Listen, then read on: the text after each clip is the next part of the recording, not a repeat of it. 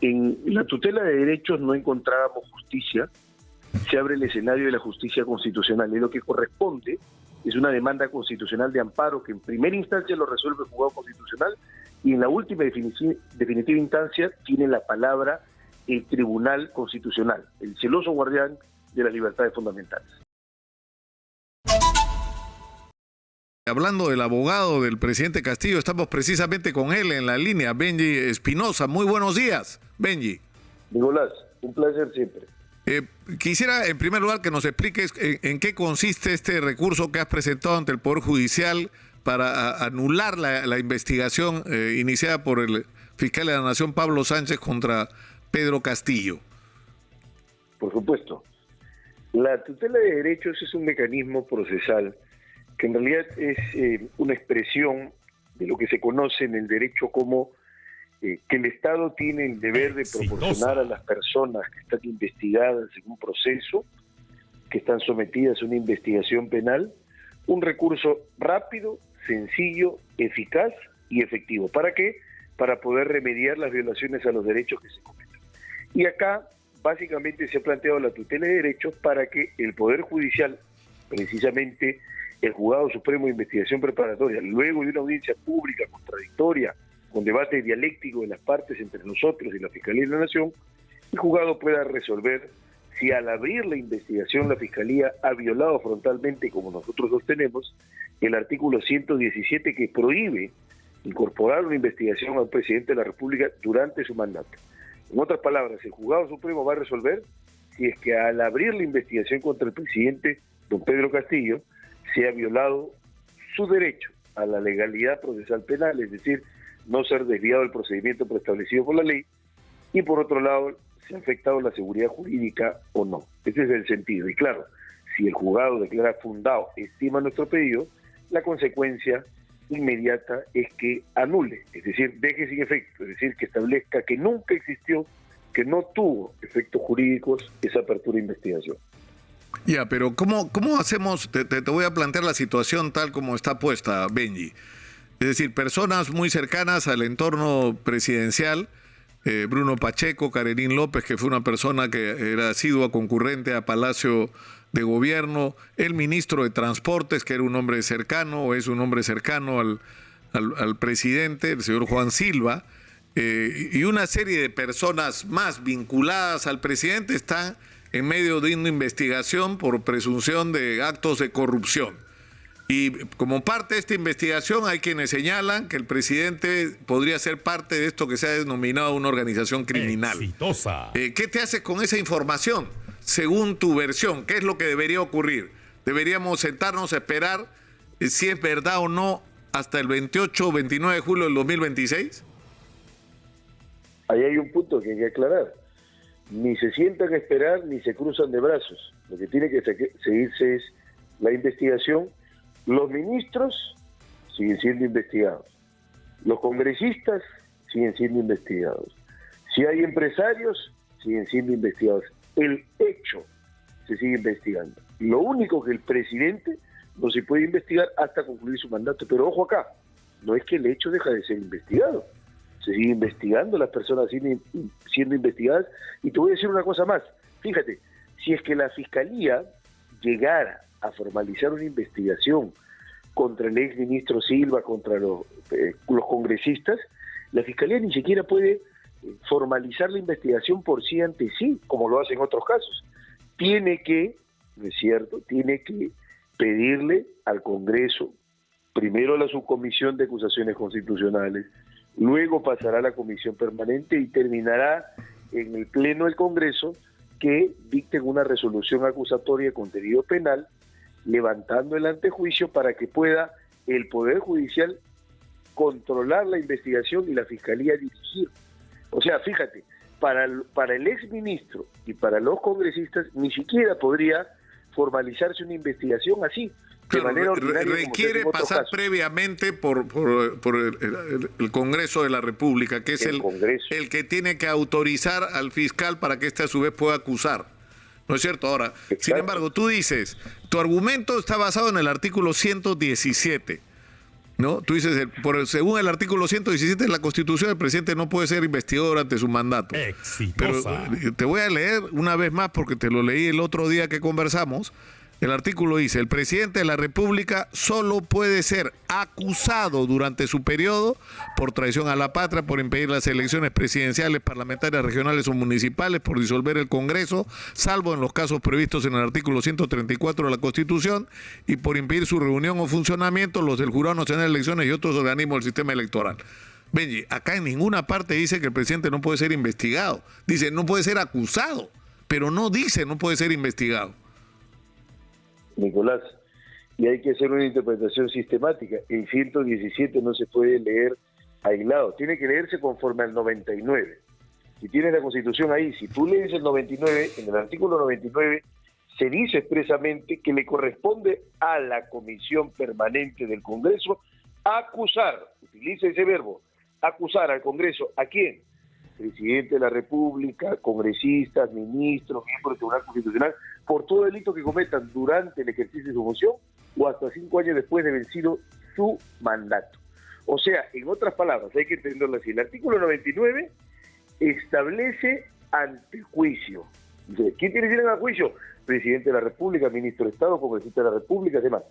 Pero el 117 saca al presidente de ese elenco de los altos funcionarios. O sea, mientras el 99 lo coloca, pues estos tienen antejuicio, el Congreso le corresponde acusar, utiliza el término acusar, el 117 dice, pero el presidente durante su mandato no puede ser acusado, sino solo en estos 4 casos que tú has leído.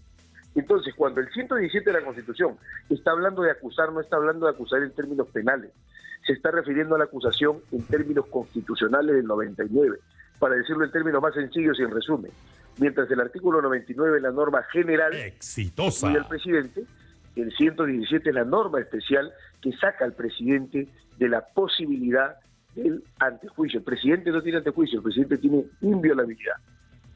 Ahora, dice lo que dice Pablo Sánchez textualmente en el acápite 66 de la disposición fiscal 06, que es la que abre investigación sobre el presidente, dice, en un caso como el presente, en el cual existen serios indicios de que el presidente de la República estaría involucrado en graves delitos de corrupción y sería líder de una organización criminal, dicha prerrogativa constitucional, se refiere a la del 117, debe ser compatibilizada con la obligación también constitucional del Estado de perseguir su delito y de su obligación de combatir los actos de corrupción de sus funcionarios públicos, más aún si los delitos que se le imputan habrían sido cometidos en el contexto del funcionamiento de una presunta organización criminal enquistada en el aparato estatal y por ende que amenazaría la propia existencia del sistema democrático de derecho y eventualmente perjudicaría el desarrollo integral y equilibrado de la nación, dice.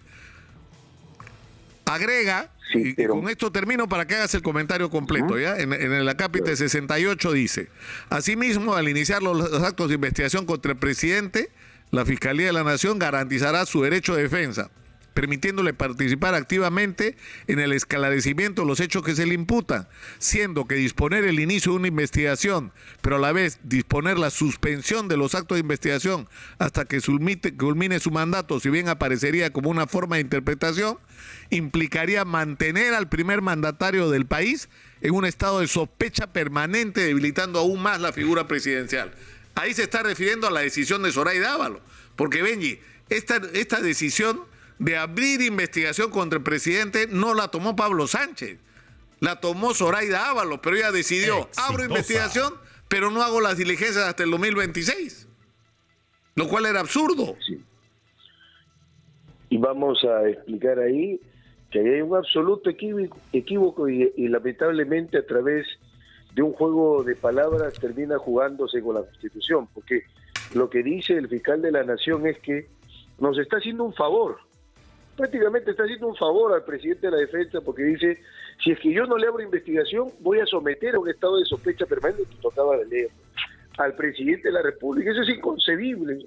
Ahora la Fiscalía de la Nación resulta que es la Fiscalía que garantiza el derecho a la defensa y el debido proceso a los investigados y se preocupa para evitar la sospecha permanente. Al contrario, al abrir una investigación sin que corresponda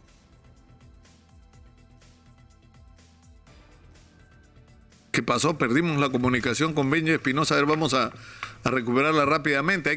Hay que anotar que ya la Fiscalía de la Nación ya respondió el recurso presentado rechazándolo, ¿no? No lo acepta la Fiscalía de la Nación. O sea que va a haber una controversia, ¿no?, que tiene que ser resuelta por el sistema de justicia, por el Poder Judicial. No sé si recuperamos ya la... disculpa, Benji, hubo una interrupción en la comunicación. Adelante, por favor. Nicolás, te decía, el criterio que señala la Fiscalía de que el derecho a la defensa esté investigado, que esa no es la discusión, esa es una falacia de falsa analogía. No, en realidad el derecho a la defensa está garantizado al abrir investigación, eso no se está discutiendo. Lo que se está discutiendo acá es, ¿de verdad es cierto, como dice la Fiscalía de la Nación, que al abrirse la investigación contra el presidente de manera inconstitucional y violando la Constitución, en realidad se evita un estado de sospecha permanente contra el presidente? No, al contrario, porque cuando una persona es investigada, sea el presidente, o si a ti te investigaran, Nicolás, o si a mí lo hicieron, o cualquier ciudadano que esté escuchando, cuando el Estado te investiga, el Estado te coloca en un estado de sospecha permanente. Pero es que, claro, estás investigado y para la sociedad puede ser culpable, hay una sospecha que pende contra ti. ¿Cómo es eso de que te investigo para evitar la sospecha permanente? Al contrario, te investigo y con eso provoco la sospecha permanente contra ti, mienttra no se resuelva. No, pero la sospecha permanente no surge de la decisión del fiscal de la Nación, surge del propio proceso de investigación, donde hay testigos y colaboradores y declaraciones en las que se habla que el presidente era parte. El presidente niega, él dice no conocer absolutamente nada de estos hechos y se declara inocente. Pero no es él el que va a decidir si es inocente o no, tiene que ser la investigación la que debe determinar la verdad, por lo menos en nuestro sistema. Entonces él debería ser el primer interesado en que esta investigación, es más, él ha dicho, yo pido que se hagan todas las investigaciones, que me investiguen, pero a la hora que empieza la investigación se opone, no tiene lógica, con su propio discurso. ¿Tú permitirías que violen tus derechos en una investigación? No se trata de...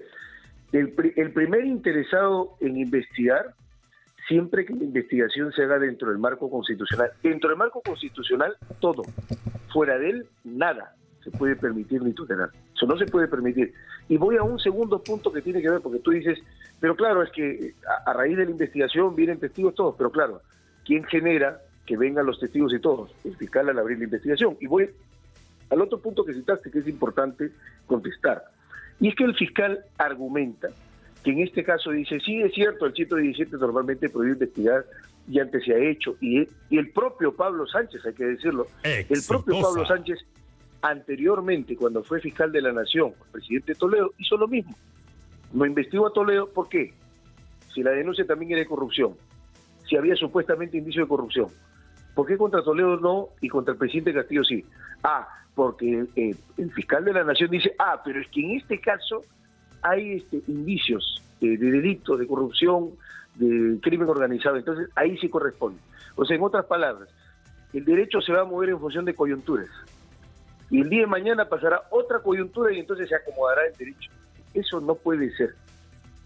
El derecho es lo que es, la Constitución es lo que es, las normas son lo que son, y no lo que parecen ser o lo que yo quiero que sea o lo que la coyuntura me permite que acomode.